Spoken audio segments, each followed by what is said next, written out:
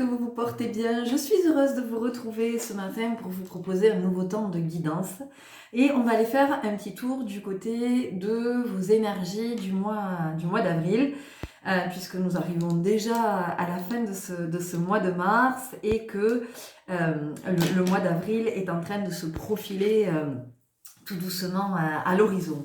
Alors, je sais que je fais des introductions qui peuvent vous paraître très longues, mais une fois encore, je vous invite vraiment à les écouter. Alors, vous faites ce que vous voulez, évidemment, mais ces temps d'introduction sont des temps de guidance. Pour moi, la guidance démarre dès que j'appuie sur le bouton oui, voilà, sur le départ de la vidéo. Pour moi, la guidance commence. Donc effectivement, il y a des messages, il y a beaucoup de messages pendant ces temps d'introduction et des messages qui sont approfondis ensuite en fonction du choix que vous faites. Donc, ce mois d'avril, il est venu me parler de plein de choses et c'était très intéressant ce que j'ai reçu. Alors, en avril, la première chose est là, c'est en avril, ne te découvre pas d'un fil. Et ce que c'est venu me dire, moi, ça vient me parler des fils qui nous permettent de tisser, hein, qui nous permettent de tisser des liens, qui nous permettent de tisser nos réseaux, qui nous permettent de tisser aussi une assise, j'ai envie de dire, une assise solide. Donc c'est comment au mois d'avril, finalement, on va être attentif à ce fil. Peut-être que pour certains, il va y avoir une notion de fil conducteur aussi. Et vous verrez, enfin, ça vous parlera, c'est-à-dire que là, ça peut vous paraître complètement abstrait de vous dire un fil conducteur. Et vous allez vous rendre compte qu'en avril, c'est un petit peu comme si tout tournait autour de la même chose, d'accord? Donc, pour certaines personnes, ce que j'entends, c'est que aussi, il y a la notion de tourner autour du pot. Peut-être que ça fait un moment que vous tournez autour du pot et qu'au mois d'avril, vous allez sentir qu'il est temps pour vous de prendre une décision. On peut avoir ça. Donc, le fil des liens que je tisse, avec qui je tisse des liens, pourquoi est-ce que je tisse ces liens, est-ce qu'il y a des liens que j'ai envie de consolider, ou au contraire, est-ce qu'il y a des liens que j'ai envie de laisser se déliter parce que ça vibre plus, parce que c'est plus ok pour moi à cet endroit, et c'est plus ok que ce soit ok, d'accord? Je vais faire juste un petit aparté pour vous dire que cette voie que vous marchez, cette voie du cœur, hein, enfin, c'est vraiment ça, c'est la voie du cœur, c'est la voie de l'esprit. Arrêtez de vous mettre la pression. Je vous le redis, c'est pas une course. Il n'y a pas de podium, il n'y a pas de médaille à l'arrivée, il n'y a pas de premier, de dernier, ça n'existe pas. Ne vous comparez pas les uns aux autres. Pour celles et ceux pour qui les vies antérieures parlent, nous n'en sommes pas tous au même nombre d'incarnations. Alors, nous ne savons pas combien d'incarnations nous en sommes, mais si vous êtes une toute jeune âme, hein, ça fait pas très longtemps que vous êtes incarné, et qu'à côté de vous, vous avez quelqu'un qui s'incarne déjà depuis des vies et des vies et des vies et des vies et des vies, cette personne va être possiblement plus avancée sur le chemin. Donc ne vous dites pas, ouais, mais elle a compris tout ça. Non, inspirez-vous de cette personne. Inspirez-vous. Ça vous évitera, vous, de passer par des endroits où c'est peut-être pas super agréable de passer. Mais évitez cette comparaison de vous dire, oui, mais lui, elle, il va super vite. Lui, elle, ça se... Mais parce que, c'est encore une fois, c'est pas le même nombre d'incarnations et c'est pas non plus... Vous n'êtes pas venu incarner la même chose. Il y a des personnes pour qui ça va très vite parce que c'est le moment, parce que c'est le timing divin et que, comme chacun de nous, nous sommes attendus à un moment donné sur notre itinéraire, notre plan d'incarnation, nous sommes attendus à telle heure, à tel endroit. Et c'est ok. D'accord? Donc c'était important que je le dise, et puis arrêtez de vous mettre la pression avec le temps, et ça va pas assez vite, et j'en ai marre. Le temps n'existe pas. Il faut arrêter avec ça. Le temps n'existe pas. Essayez de fonctionner avec les jours, les lunes, les saisons. Essayez de fonctionner sur ces sites, sur ces cycles, parce que ce sont les cycles naturels de la vie, d'accord? Ce sont les cycles qui sont en harmonie avec votre corps. Votre corps, il est en harmonie avec le jour, avec la nuit, avec les saisons. Notre corps ne réagit pas de la même façon en fonction que nous sommes au printemps, en été, en automne ou en hiver. Notre corps ne va pas au niveau de la température, par exemple.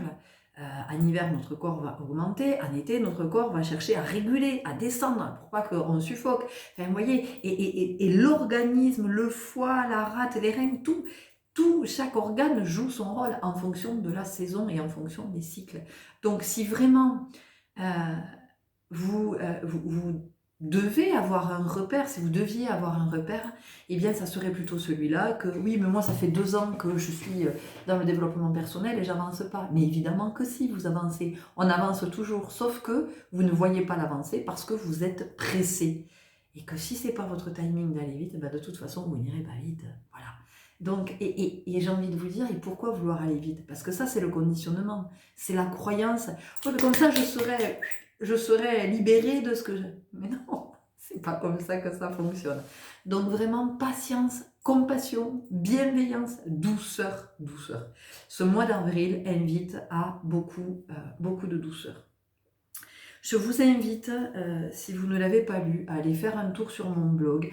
J'ai posté hier, nous sommes le 28 je crois, et j'ai posté donc hier le 27, mardi 27, j'ai posté quelque chose par rapport aux émotions, parce que j'ai eu l'autre jour la visite de Tohora, la baleine, qui est venue me parler de nos émotions. J'avais déjà fait un premier post par rapport à ça, où j'expliquais les émotions, ce que ça pouvait engendrer que de refouler des émotions.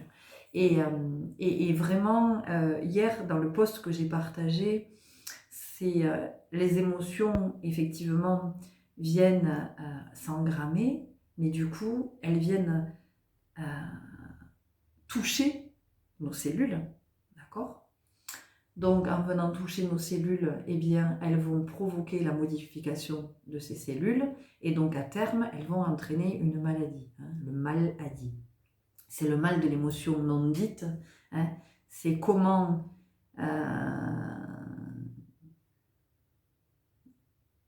en fait, les mots que l'on ne dit pas deviennent des mots MAUX dits.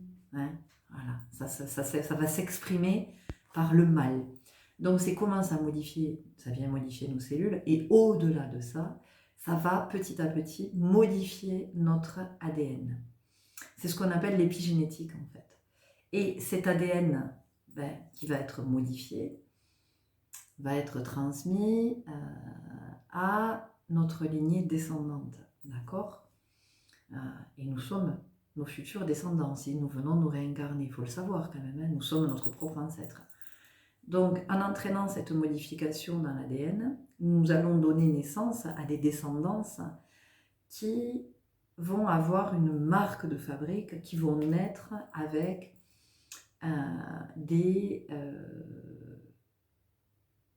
comment je pourrais dire, des gènes qui ont été modifiés par la colère, par la tristesse, par le dégoût, par, vous voyez, toutes ces émotions qui n'ont pas été exprimées, qui ont été tues.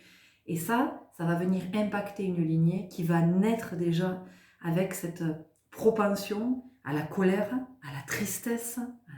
D'accord? Donc c'est pour ça que c'est très très important d'aller voir du côté des émotions, d'aller y voir en profondeur. Mais vraiment, je vous invite à lire ce post parce qu'il est vraiment très très riche au niveau de ce que j'ai pu canaliser. Alors encore une fois, je ne prétends pas détenir la vérité, mais ça peut être une piste de compréhension qui peut vous amener, vous, sur des recherches, sur, voyez, quelque chose de beaucoup plus scientifique qui va vous appeler, qui va vous intéresser. Et c'est comment vous allez pouvoir vous saisir de ça pour activer votre propre médecine. Hein, parce que je vous le redis, moi, les guidances que je vous propose, c'est ça. C'est de la guidance soin, c'est de la guidance qui vous permet d'activer votre médecine, qui vous permet d'aller sur ce chemin de la guérison. Parce que la guérison émotionnelle, c'est la guérison de nos cellules, c'est la guérison de notre ADN, c'est tout ça. D'accord? Et c'est comment on a une lignée qui qui va naître plus ou moins sereine. Alors, il n'est pas question ici de vous faire culpabiliser et de vous dire faites gaffe parce que à cause de vous. Non, non, non, c'est pas du tout ça. C'est juste de prendre conscience des effets de nos émotions sur cet univers intérieur, hein, ce microcosme-là, cette vie, hein, cette vie-là qui est à l'intérieur de nous, qui bat son plein, et dont nous n'avons pas toujours conscience parce que c'est l'invisible, hein, c'est ce qui n'est pas visible à l'œil nu. Donc voilà, il fallait que je vous le partage. Donc un mois d'avril, la relation et le fil de comment on tisse ses croyances aussi, hein, et comment on tisse son nouveau soi dans ce renouveau de printemps. En ce mois d'avril, il va y avoir Pâques. Alors, chez les Esséniens, j'aime bien cette vision. Enfin, j'aime bien cette vision, pas parce que ça m'arrange, hein, mais parce que ça me parle. Hein, ça fait vraiment écho. Chez les Esséniens, le temps de Pâques, c'est le temps du renouveau. C'est le temps du renouveau oui, à l'extérieur, mais c'est aussi le temps du renouveau à l'intérieur. Donc, c'est le moment de se demander ce que l'on a envie de renouveler en soi. Vous voyez, on a parlé des relations. Est-ce que j'ai envie de consolider le lien? Est-ce que j'ai envie de le tisser d'une autre façon? Peut-être aussi le lien, parce que des fois, la relation, elle ne nous convient plus. Mais pour autant, on n'a pas envie de couper le lien de cette relation. On a envie que cette relation... Mais par contre, on sent bien qu'il y a quelque chose qui est à revoir au niveau du tissage. Et là, c'est à l'intérieur, c'est qu'est-ce que j'ai envie de renouveler à l'intérieur. C'est-à-dire aller faire un tour du côté de mes émotions et me dire, bon, qu'est-ce que je constate de moi? Est-ce que je suis plus souvent enclin à la colère? Est-ce que je suis plus souvent enclin à aller du côté de la tristesse? Est-ce que je vais plutôt du côté de la sidération, de la surprise, du dégoût? Quelle est l'émotion finalement, pas qui me définirait, mais que je sens être la plus présente en moi? Si vous observez, vous allez pouvoir faire cette analyse en toute honnêteté. Vous dire, ben oui, moi je vois bien que je me mets quand même souvent en colère, ou je me mets facilement en colère, ou je vais vite vers la tristesse. Hein. J'ai tendance à aller vite là, dans cet espace-là. Ou alors moi c'est plutôt, moi je suis sans voix. J'ai plutôt dans cette tendance à être toujours un peu surpris de ce qui se passe, de ce qui m'arrive, de la réaction et tout ça des personnes. Voilà, moi je suis dans la surprise. Ou moi je suis souvent dans le ça me dégoûte, voilà, je suis plus souvent.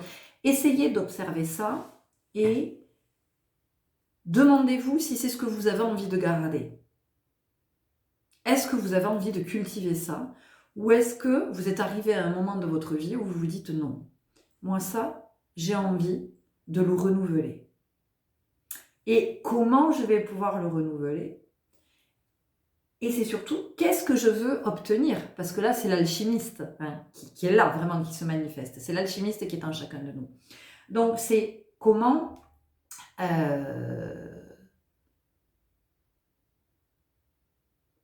je vais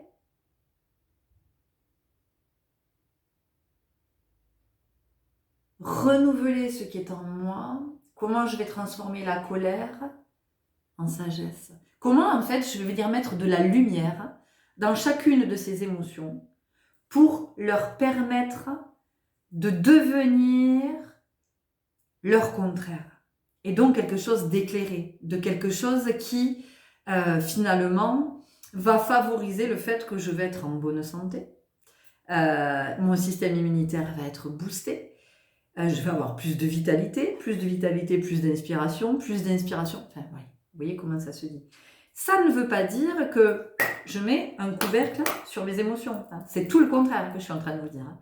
C'est comment je vais à la rencontre de ces émotions, comment je comprends que cette émotion est venue à un moment donné se cristalliser en moi. Peut-être que vous êtes issu d'une famille où il y a de la colère du côté de votre papa, du côté de votre maman, du côté paternel ou maternel. Voyez comment ça se dit. Donc, ici, c'est vraiment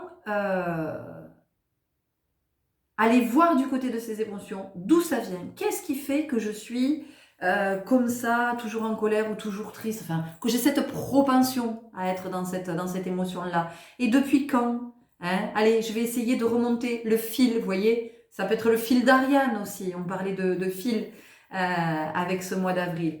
Donc, il y a vraiment cette invitation.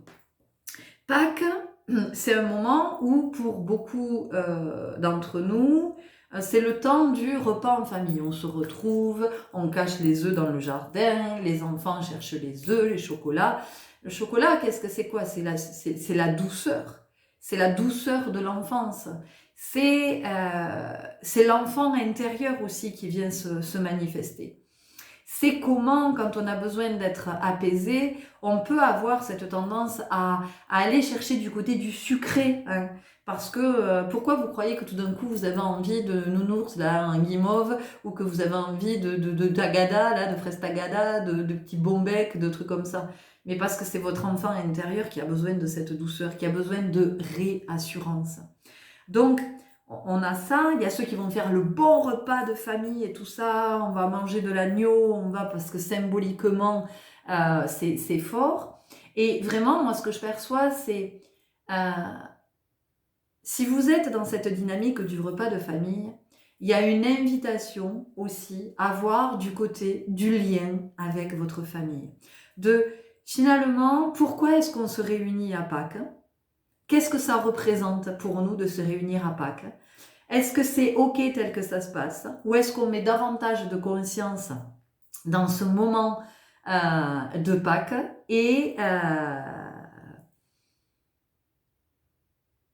et du coup, on se dit, mais est-ce que c'est pas le moment de revoir le lien, justement, au sein de la famille? Est-ce qu'on n'a pas envie de renouveler quelque chose à cet endroit? Est-ce que c'est pas le moment de planter une nouvelle graine pour que ça puisse germer tout au long de l'année jusqu'à la prochaine Pâques, hein? Voilà, il y a vraiment, on sent qu'il y a ça. Parce que se réunir pour bouffer, pour picoler, c'est chouette, hein, pour que les enfants ils aient du chocolat jusque-là et le soir ils aient mal au ventre et envie de vomir le lendemain être constipés. Ok, c'est un concept. C'est un concept. Mais, mais,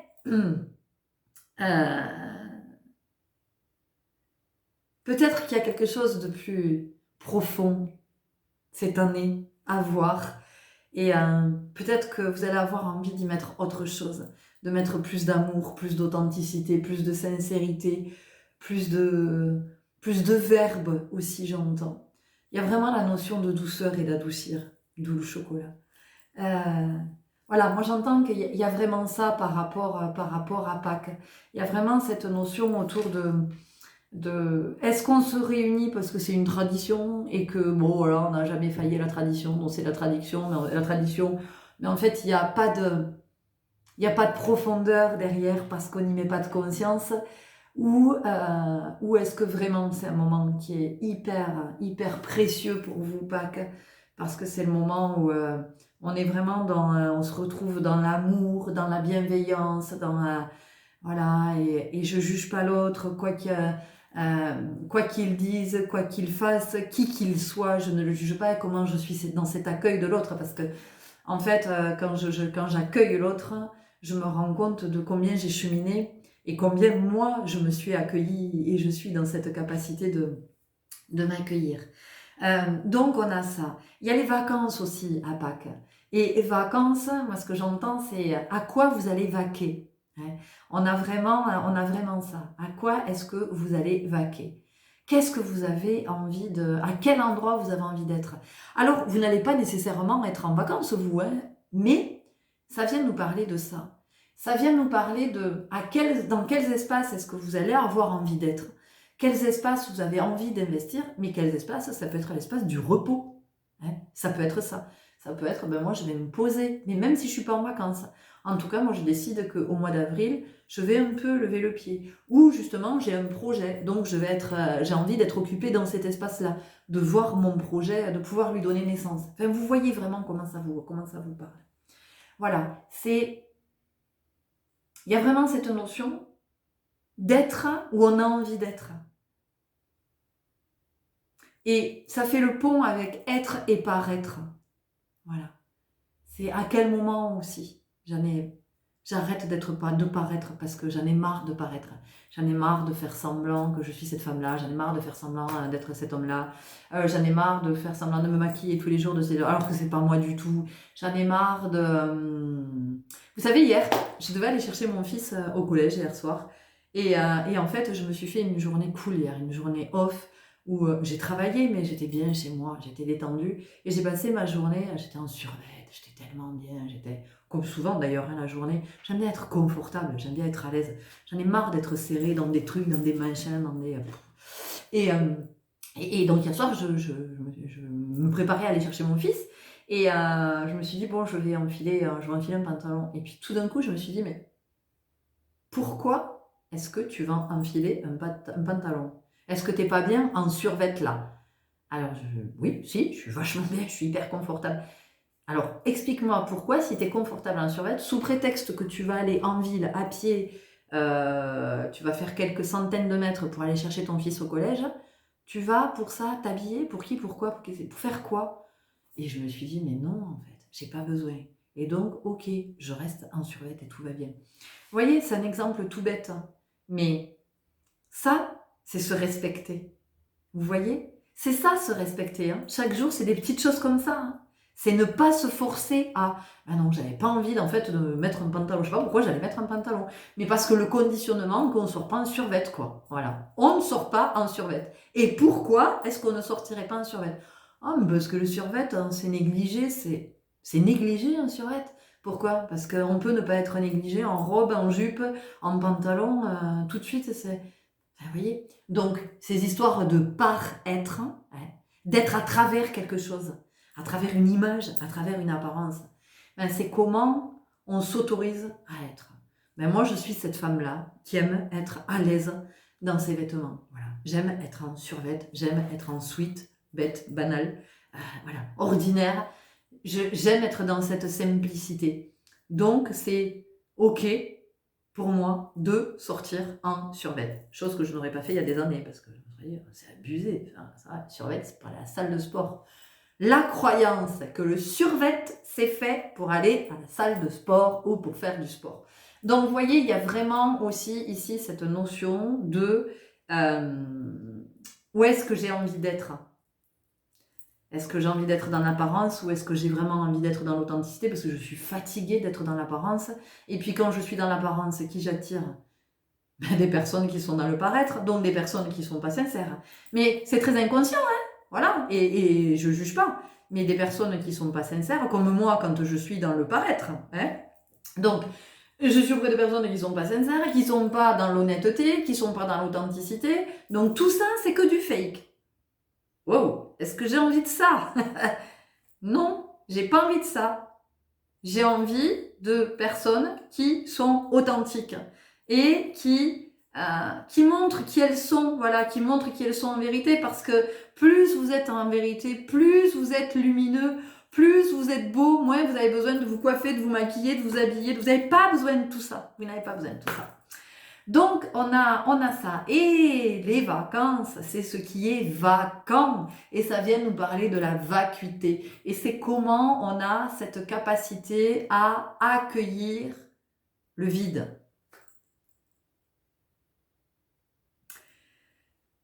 Et comment le vide ne nous fait pas peur? Alors, le vide. Eh ben, le vide, comment nous, on va le caractériser, symboliquement, comment? Eh ben, ça va être le manque.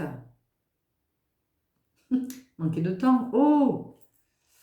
Manquer d'argent, ah tiens, c'est intéressant. Manquer d'amour, manquer d'inspiration, manquer de... Et en fait, plus on vibre le manque, plus on attire le vide.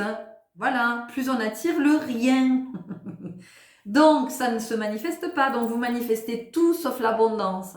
Donc, moi, ce que j'entends aussi pendant ce mois d'avril, c'est comment on va être dans cette capacité d'accueillir le manque, d'accueillir peut-être des temps où il n'y a personne qui nous écrit, pas de SMS, pas de Messenger, pas de WhatsApp, pas de Telegram, pas de, je sais pas, tout ce qui existe là, pas de TikTok, Si mon fils m'entendait, pas de TikTok, pas de Snap, pas de... Il y a quoi encore qui existe? Je sais pas, tous ces trucs existent là. Vous voyez, on en vient encore au réseau, le lien, le fil tissé, tout ça, tout ça. Donc, ce mois d'avril... Oh, ok, il faut que je vous lise un truc sur l'araignée. Donc, ce mois d'avril, voilà, avec possiblement des espaces de vide. Et comment je me jette pas là pour remplir le vide. Comment, dans le vide, je prends ma place et je laisse se dire. Parce que dans le vide, dans la vacuité, je sens, je vibre dans la vacuité. Ne croyez pas, parce qu'on a l'impression, nous, que le vide, la vacuité, c'est le néant, ça y est, c'est le trou noir, il n'y a plus rien, il n'y a plus... Ça s'arrête. Ça s'arrête. Il n'y a plus de vie, il n'y a plus rien, il n'y a plus... C'est la mort. Et c'est là que c'est intéressant. Parce que... bon, en fait, je vous explique. Pendant tout ce temps que je suis en train de vous dire ça, j'entends... Tu vas faire ta vidéo juste sur ça, sur les énergies d'avril. Tu feras une autre vidéo plus tard pour la guidance. Parce que sinon, vous allez avoir la tête comme ça. Et ça va pas le faire. Et je suis en train de vous parler du vide, alors que je vous remplis la tête.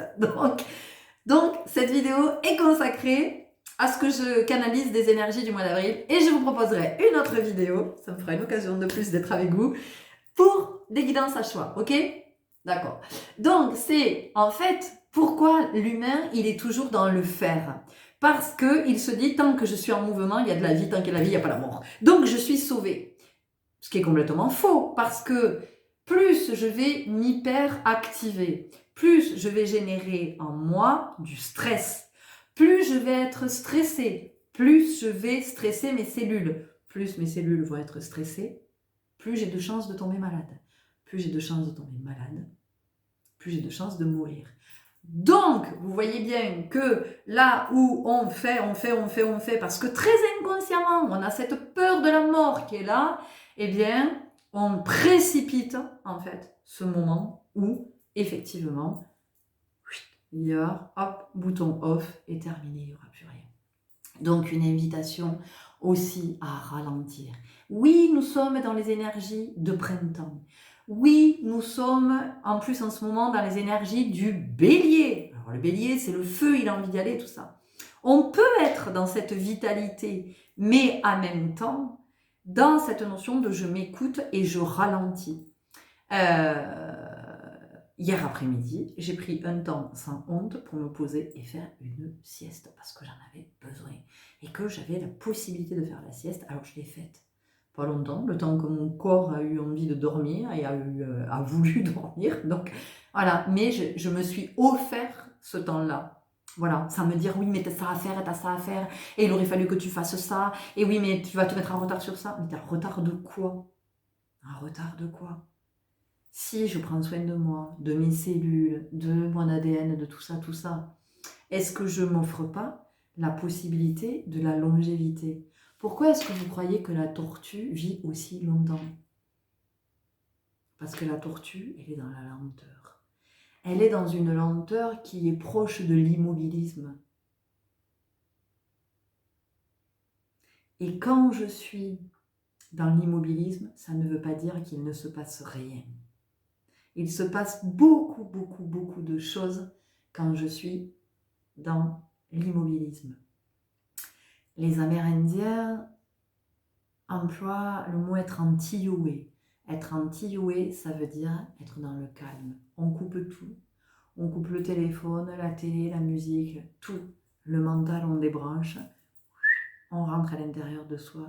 On est dans le calme. On n'est dérangé par rien ni par personne. Vous allez me dire, c'est pas possible. Ah si, c'est possible. Si je me mets dans ces conditions-là, ça va être possible. Voilà, c'est-à-dire que chez moi, personne ne me dérange. Pendant un temps, je suis anti-OE, j'entre anti-OE. Et c'est sacré. Et c'est sacré pourquoi? Parce que c'est le retour dans son espace sacré. Donc on a ça. Alors c'est formidable, hein, parce que j'avais préparé, j'avais 50 000 oracles pour, c'est fou pour la guidance, jamais j'ai eu autant d'oracles. Et j'ai gardé ce petit bouquin à côté de moi, j'allais le ranger, et je me suis dit non, tu risques d'en avoir besoin. Eh bien, effectivement. Donc c'est le monde des esprits amérindiens. J'adore ce bouquin. Et je vais vous parler de l'araignée, puisque que j'y suis invitée et que je vous ai parlé de l'araignée pour ce mois d'avril. Alors, où est-elle, l'araignée? Il faut savoir que l'araignée, quand même, c'est celle qui a inspiré au peuple autochtone l'attrape-rêve. Ouais. Parce que l'attrape-rêve, c'est quoi? Je regarde le mien parce que j'en ai fabriqué un. L'attrape-rêve, c'est vraiment inspiré de la toile d'araignée, de sa façon de tisser. D'accord? Donc, l'araignée est sacrée. On n'écrase pas une araignée chez les Amérindiens. Elle est hautement spirituelle, elle est une enseignante. Alors, tiens, la tortue.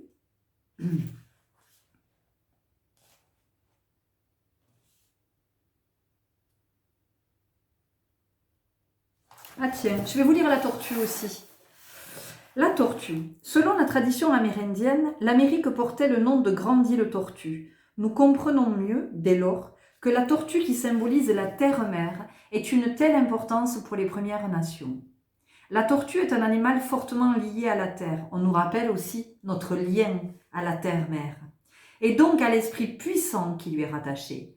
Sa lenteur et par extension sa grande patience, quand je vous ai dit tout à l'heure le temps, font d'elle un guide sage qui se démarque par sa persévérance et sa stabilité. Les personnes protégées par cet animal totem sont de nature patiente et résiliente. Elles font preuve de calme et de réflexion pour affronter les problèmes et situations qui se présentent à elles. La tortue symbolise le foyer, je vous ai parlé de la famille, aussi bien pour son caractère que pour son anatomie.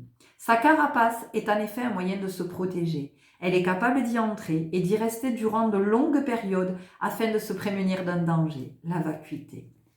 Selon certains chamans, la tortue nous enseigne de ne pas trop couver nos enfants, de les laisser faire leurs propres choix, quitte à ce qu'ils se trompent ou échouent. On sait en effet que les bébés tortues sortent seuls de leurs œufs et doivent se débrouiller pour cheminer jusqu'à l'eau où un grand nombre de dangers les attend. Quel que soit le message délivré, les personnes rattachées au totem de la tortue font montre d'une grande patience et de beaucoup de persévérance. Calmes et casanières, elles donnent une grande importance à leur foyer. Voyez, je comprends mieux pourquoi j'ai été invitée à vous lire la tortue aussi. Médecine de la tortue.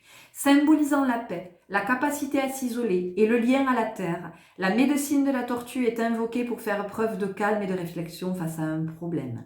Source de patience, elle permet d'atteindre ses objectifs, mais peut également aider à se recentrer sur soi, le temps nécessaire, et à ne pas se laisser atteindre par la pression, les attentes ou les remarques des autres. Être anti-joué, vous voyez. J'adore cette canalisation. L'araignée, maintenant, où est-ce qu'elle est, l'araignée? Parce qu'il y a un paquet.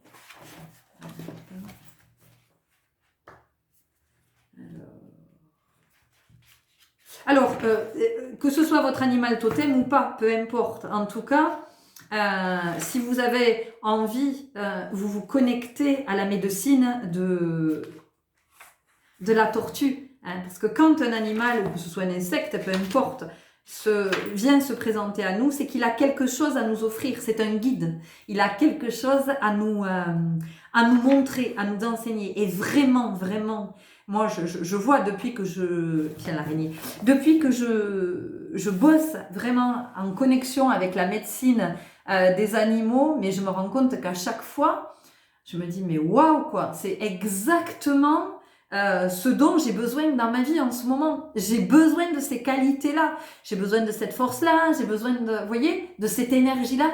Et à chaque fois, je me dis, mais waouh. Et donc, et vraiment, je me connecte à cet animal ou cet insecte, hein, en me disant, c'est ok, maintenant, c'est ton guide et tu fais comme cet animal en fait. Et tu es cet animal, tu es cet insecte.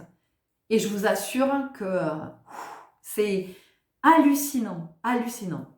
L'araignée. Voici un autre animal qu'il serait bon de réhabiliter. Dans notre culture, nombreux sont ceux qui redoutent l'araignée, allant même jusqu'à l'écraser pour ne pas se trouver confinés dans la même pièce. Pour les personnes qui souffrent d'arachnophobie ou qui ne portent pas ces insectes dans leur cœur, il peut sembler inconcevable que cet animal totem soit un guide, un protecteur. L'araignée a pourtant sur nous une influence puissante et positive. Avez-vous déjà observé une araignée en train de tisser sa toile ? Un art infiniment délicat et majestueux qui surprend tant par sa précision que par sa beauté. Avouez que si vous regardez une toile d'araignée, enfin c'est juste, c'est de la haute couture. Enfin, moi à chaque fois je me dis mais c'est impressionnant et puis c'est solide et puis elle est d'une patience parce que vraiment c'est fil par fil. Est-ce que vous avez déjà vu une araignée? Enfin, une araignée qui tisse sa toile, c'est magique. Moi à chaque fois je suis là, j'observe. Là, elle est hyper patiente, elle est hyper pam pam pam, et quand elle répare sa toile, les endroits, elle vient, elle est en train de réparer sa toile. Et aussi l'araignée, elle a vraiment cette conscience de l'impermanence. Elle fait que ça, refaire sa toile, parce que il y a du vent, parce que il y a de la pluie, mais parce que vous passez avec votre balai, bing, hop, la toile d'araignée c'est terminé, parce que le chat va passer, parce que peu importe, mais et elle va refaire, elle va refaire sa toile. L'araignée a pourtant sur nous une influence puissante et positive. Avez-vous déjà observé une araignée qui est en train de tisser sa toile? Un art infiniment délicat et majestueux qui surprend tant par sa précision que par sa beauté. Il ne vous étonnera donc pas que l'araignée soit symbole de patience et de créativité. On a deux symboles de patience. Vous voyez, je vous ai parlé du temps au tout début de la canalisation. On a la tortue et maintenant l'araignée. Patience et créativité. Son rôle est complexe puisqu'elle est également liée à l'ombre et annonciatrice de changement et de destinée. Grâce à sa capacité à tisser, l'araignée incarne la féminité et plus précisément l'énergie féminine. En effet, dans la nature, ce sont les araignées femelles qui sont les plus actives. Elles attrapent leur proie, tissent leur toile, assurent la continuité de l'espèce quand le mâle se contente de les féconder. Enfin, l'araignée incarne la connaissance grâce à la complexité de son art qui la rattache à la force créative. En effet, l'araignée modifie son environnement pour recueillir ce dont elle a besoin, la nourriture. Et ce, à l'aide de toiles d'une grande beauté. Par extension, elle symbolise également le fait de créer la vie.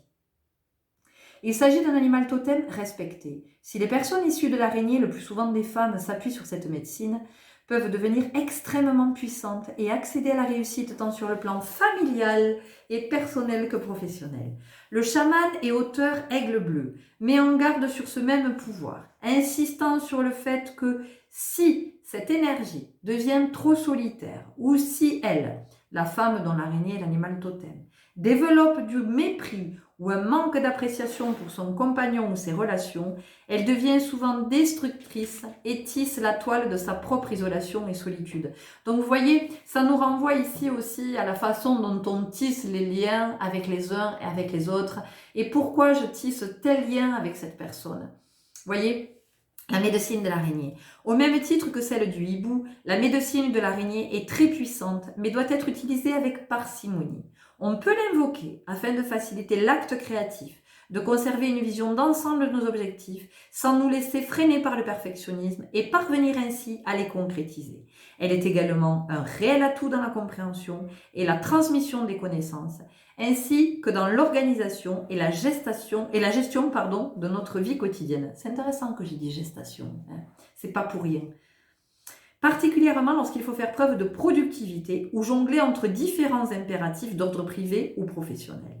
À une échelle plus introspective, la médecine de l'araignée peut aider à se réconcilier avec la part de féminité qu'il y a en chacun de nous, nous rappelant de ne pas négliger notre sensibilité au profit d'un prétendu modèle de masculinité ou de virilité. La douceur à laquelle je vous ai invité tout à l'heure. Lorsque vous êtes face à un problème ou un dilemme, invoquez mentalement l'araignée, visualisez les ramifications de sa toile, sa maîtrise de cet art délicat et tâchez de libérer le créatif qui est en vous. Vous verrez qu'en faisant preuve d'un peu d'imagination, on trouve de nouveaux moyens de faire face aux difficultés et d'obtenir ce que l'on souhaite. Vous voyez, ça fait vraiment écho. Je suis très heureuse d'avoir eu ces beaux messages, de pouvoir vous les partager.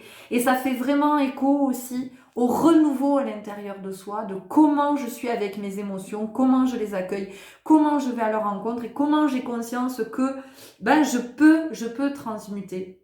Et que j'ai aussi cette capacité, à chaque fois que j'ai le sentiment qu'il y a un problème, que j'ai cette capacité vraiment à aller rencontrer la réponse à cette question, j'ai envie de dire. Parce que finalement, le problème est une interrogation.